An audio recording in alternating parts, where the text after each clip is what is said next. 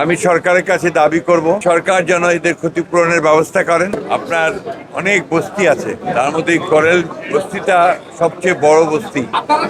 এখানে কয়েক হাজার মানুষ বসবাস করে এবং সব দরিদ্র নিঃস্ব মানুষ। আমার বাসায় যে মহিলা রান্না করেন তারও বাসা এখানে, এবং তার বাড়িটিও পুরো একদম নিঃশেষ হয়ে গেছে। আপনার এই দরিদ্র মানুষগুলোর জন্য একটা চরম আঘাত। আমি সরকারের কাছে দাবি করব সরকার যেন এদের ক্ষতিপূরণের ব্যবস্থা করেন এবং সুষ্ঠু তদন্তের মধ্য দিয়ে অগ্নিকাণ্ডের জন্য প্রকৃত ঘটনাকে বের করে যদি প্রকৃতপক্ষে কোনো ব্যক্তি দায়ী হয়ে থাকে তাহলে তাকে আইনের আওতায় নিয়ে আসার জন্য আমি দাবি জানাচ্ছি। আমি সেটা ঠিক মনে করি না। আমি যেটা মনে করি সেটা হচ্ছে যে আমাদের দুর্ভাগ্যক্রমে আমাদের যারা বিভিন্ন প্রতিষ্ঠানগুলো দায়িত্বে থাকেন, বিশেষ করে আপনার গার্মেন্টস অথবা আপনার ফ্যাক্টরি কারখানাগুলোতে, তাদের কিছুটা নেগলিজেন্সি এবং অগ্নি নির্বাপনী ব্যবস্থার প্রতুলতা এবং আইন না মেনে চলা, সবকিছু মিলেই এই অগ্নিকাণ্ডগুলো ঘটে। সেই ক্ষেত্রে আমার মনে হয় যে সত্যিকার অর্থেই যদি আইনের প্রয়োগ হয় এবং যথাযথ অগ্নি নির্বাপন ব্যবস্থা থাকে তাহলে এগুলোকে অ্যাভয়েড করা অনেক সহজ।